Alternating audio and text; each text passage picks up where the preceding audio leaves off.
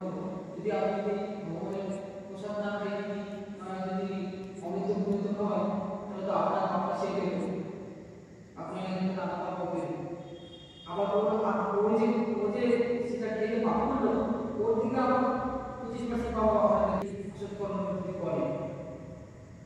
ওই আপনি বিপদের সাথে লাভ করলেন যে টাকাটা নিয়ে গেছে যে মন দিয়ে সৎকর্ম বলছে জানতে বা অজান্তে ভক্ত ভগবানের ভক্তকে আপনি কিছু একটা দিলেন দান করলেন, কোনো কিছু যদি ভক্তের সেবা করেন,